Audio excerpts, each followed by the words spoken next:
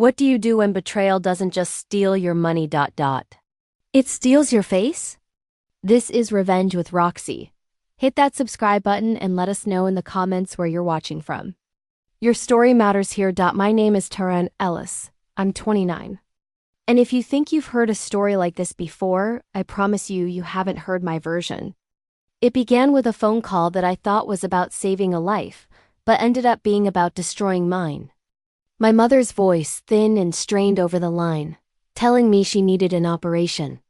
It wasn't life-threatening, not a true emergency, but it was necessary. The kind of necessary that comes with a price tag designed to make you choke. Hospital bills, surgeon's fees, prescriptions, aftercare, the whole soul-crushing package. "We just need a little help until Medicare kicks in," she'd said, her voice expertly laced with a familiar, gentle guilt. So I did what I always did. I became the solution. I opened a new credit card, a simple one with a small limit, strictly for her medical expenses.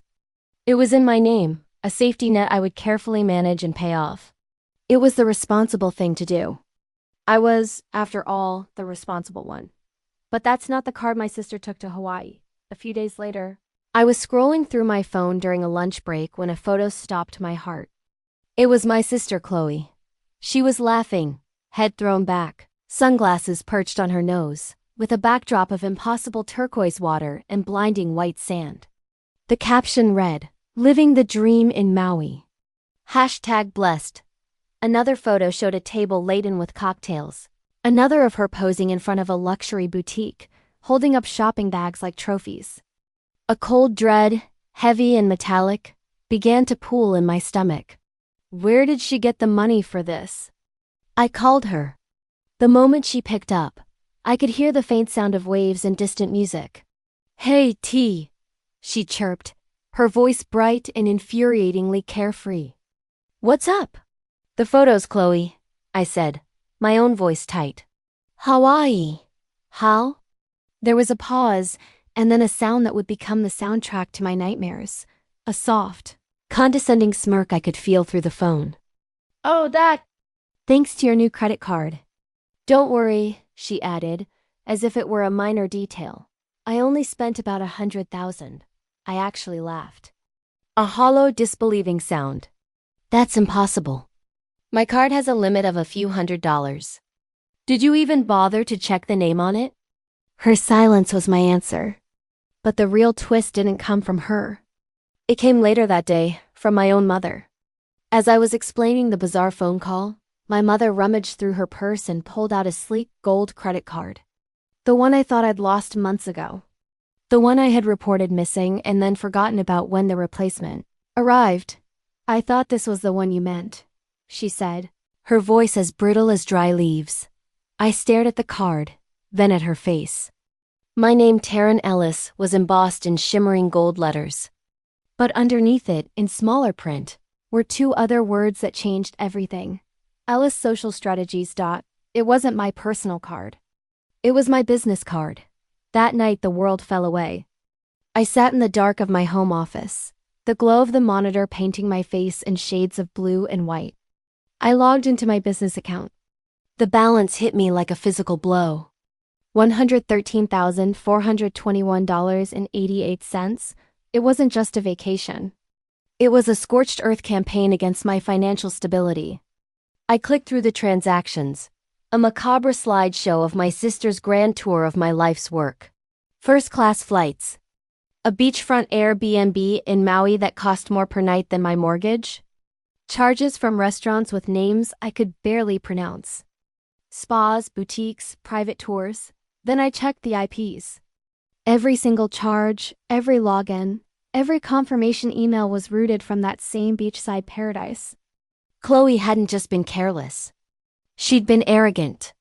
She'd been tagging her locations, posting her spoils, practically daring me to find out. But she made one catastrophic mistake. She thought she was stealing from her sister. She wasn't. She had committed six-figure fraud against a registered LLC. A legitimate business with a corporate lawyer on retainer and an insurance policy built for exactly this kind of disaster. She thought she was playing a family game. She had just declared war on a corporation. And I was the CEO. Game on. The first call I made was to my corporate attorney, Maya Hensley.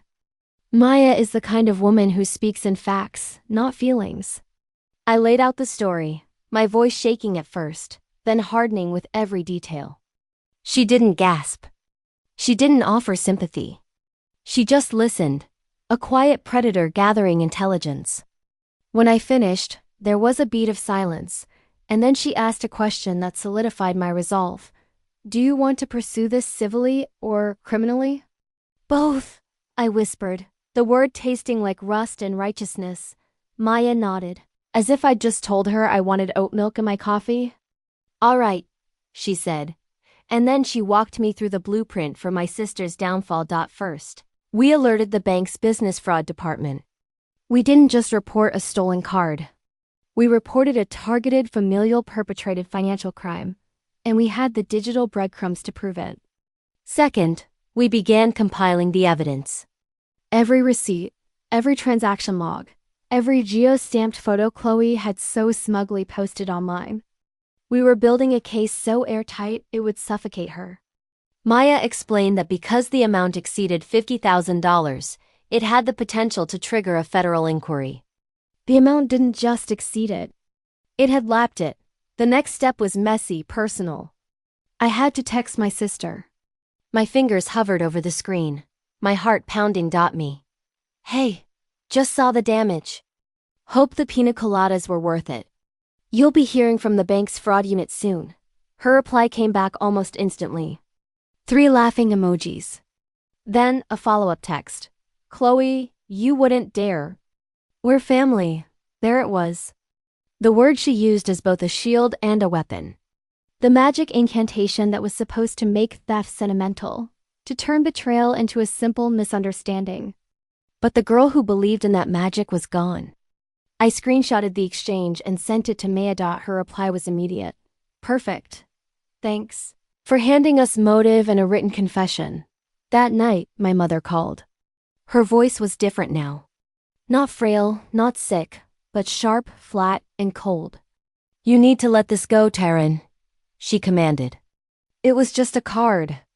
You're ruining everything over money. I closed my eyes. The image of my sister laughing on that beach burned into my mind. No, Mom, I said, my voice dangerously quiet.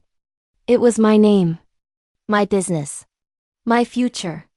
And soon, it will be Chloe's name on a court docket, right next to mine. The machine of justice, once started, moved with terrifying speed. By Monday, Maya had submitted the full fraud packet. The bank froze the account and began its internal investigation. By Wednesday, all of Chloe's personal accounts were locked pending the inquiry. She couldn't even buy a smoothie. The calls started then. At first they were from blocked numbers, hang-ups, and heavy breathing. Then came the voicemails from her voice a cocktail of disbelief and fury. But the one that truly burned came from my mother again.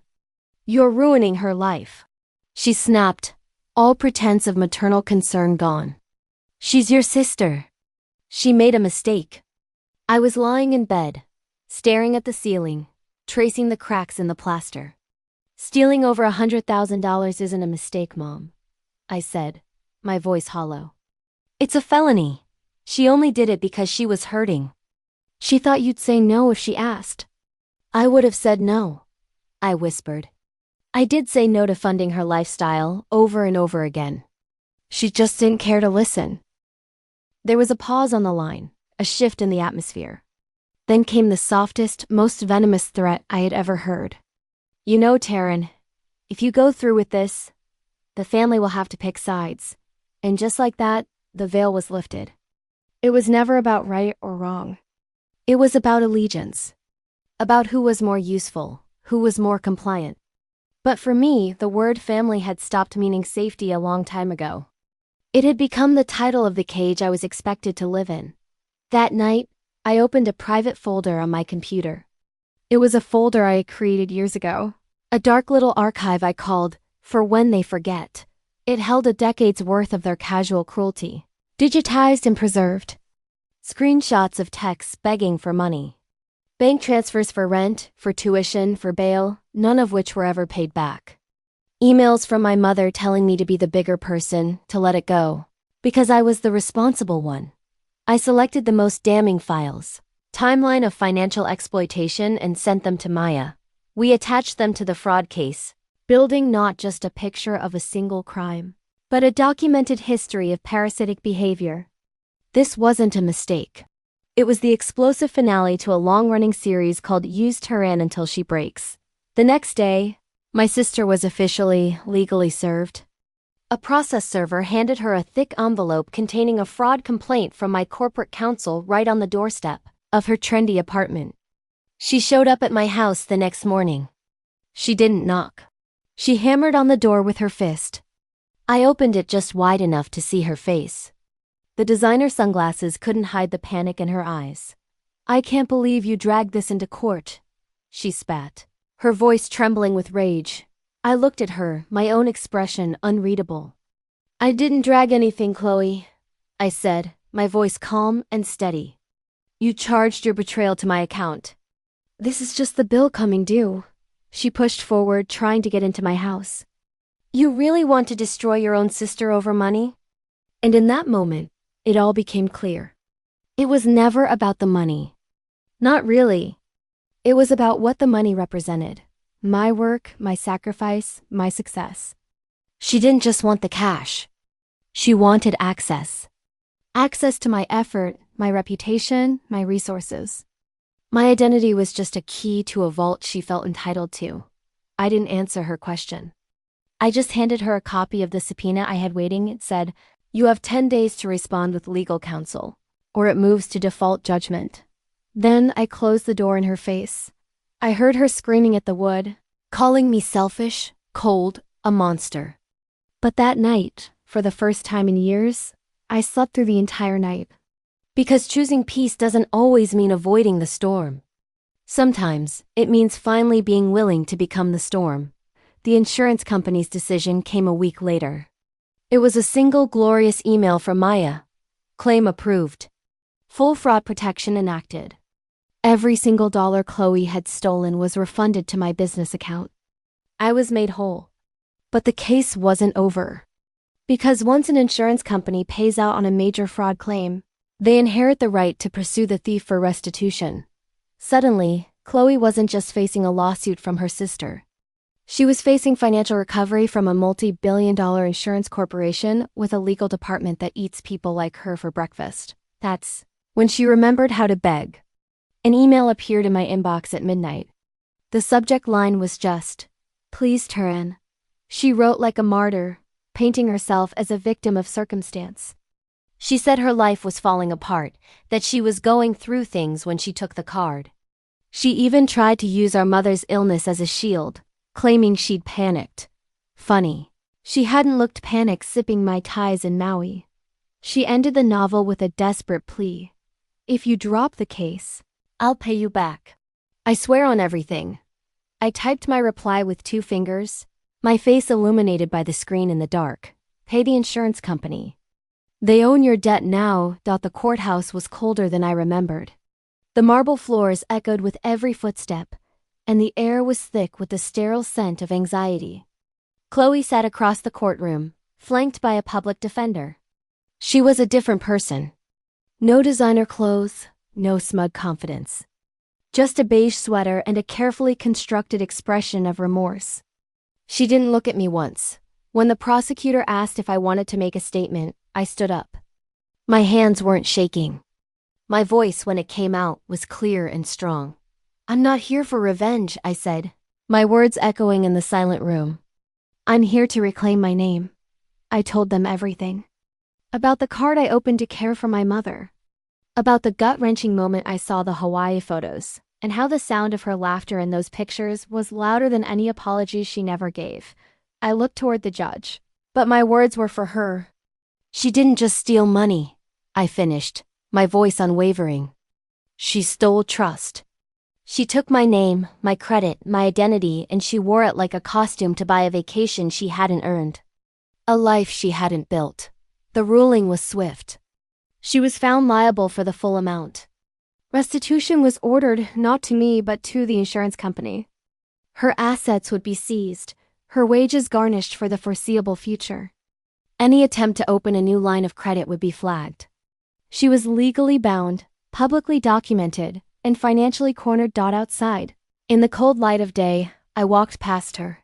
She was standing alone, her lawyer having already departed. She whispered my name. "Are you happy now?" she asked, her voice thick with venom. I stopped and turned to face her for the last time. "No," I said softly. "I'm whole now." She scoffed, a flicker of the old Chloe returning. "You think this makes you better than us?" I looked her dead in the eye. "No," I said. "It just makes me free from you." Then I walked away and didn't look back. Closure didn't come with the bang of a gavel. It came in the quiet choices that followed. I blocked her number. Then I took a deep breath and blocked my mother's too. Not out of anger but out of necessity. Because you can't heal in the same environment that made you sick. Healing isn't about opening the door for the people who set your house on fire. It's about changing the locks. The weeks that followed were gloriously, beautifully quiet. My business thrived. I hired a financial advisor and restructured my accounts with impenetrable security protocols. I learned that betrayal doesn't always wear a ski mask and carry a gun. Sometimes it shares your last name and asks for help. One afternoon, months later, I was walking downtown and passed a jewelry store. In the window, a simple, elegant gold bracelet caught my eye. It was clean, understated, and beautiful. I walked in, tried it on, and bought it with my own card, the new one, with my name on it, linked to an account that was solely and completely mine. As I slipped it onto my wrist, the cool weight of it felt like an anchor. It felt like peace. At my front door that evening I paused. There was no broken glass, no emotional eggshells to walk on. There was just space. Quiet, clean, and safe. And in that space stood a version of myself I hadn't met in years. Whole, unapologetic, and finally, blessedly, unhooked from the toxic belief that forgiveness requires reunion. It doesn't. Sometimes forgiveness is just closing the ledger. You don't forget the debt, but you make the conscious choice to never, ever let it drain you again. You walk away and you start to live.